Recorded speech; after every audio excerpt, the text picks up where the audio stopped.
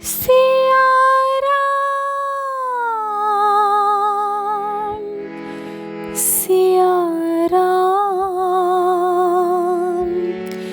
सिया राम,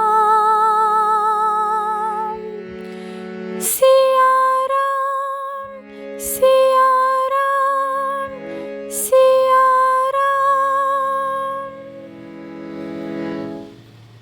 श्रीमद् वाल्मीकि रामायण के बालकांड का 32वां सर्ग। ब्रह्मपुत्र कुश के 4 पुत्रों का वर्णन तथा कुश नाम की 100 कन्याओं का कुब्जा होना। विश्वामित्र बोले, श्री राम, पूर्व काल में कुश नाम से एक राजा थे।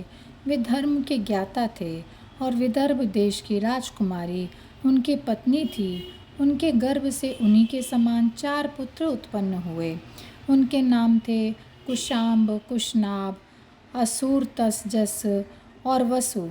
तत्पश्चात अपने पिता की आज्ञा से उन चारों ने अपने लिए अलग अलग नगर बसाए। कुशाम्ब ने कौशाम्बीपुरी बसाई, कुशनाभ ने महोदय नामक नगर का निर्माण कराया, असूरतसजस ने धर्मारण्य और वसु ने गिरिव्रज नामक नगर का निर्माण कराया। यही गिरि व्रज वसुमती के नाम से प्रसिद्ध हुई। उनके चारों ओर 5 श्रेष्ठ पर्वत हैं। ये सोन नदी दक्षिण पश्चिम की ओर से मगध देश में आने के कारण सुमागधी कहलाई। वे इन्हीं 5 पर्वतों के बीच माला की तरह सुशोभित है तथा इसके दोनों तटों पर सुंदर उपजाऊ खेत हैं।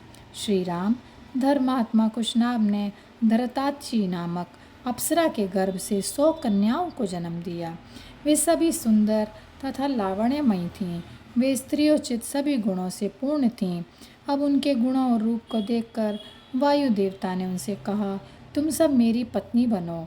इससे तुम्हें अन्य देवांगनाओं की तरह दीर्घायु प्राप्त होगी।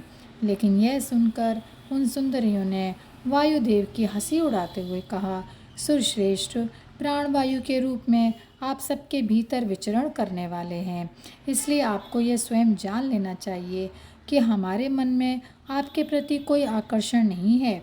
इस अनुचित प्रस्ताव के लिए यदि हम चाहें तो आपको शाप देकर वायुपथ से भ्रष्ट कर सकती हैं, लेकिन हम लोग अपने तप को सुरक्षित रखती हैं, इसलिए ऐसा नहीं करना चाहती। इसके लिए हमारे पिता ही हमें जिसके हाथ में देंगे वही हमारा पति होगा।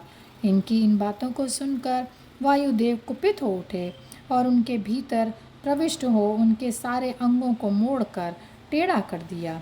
शरीर मुरझाने से वे कुबड़ी होकर भय से व्याकुल हो उठीं।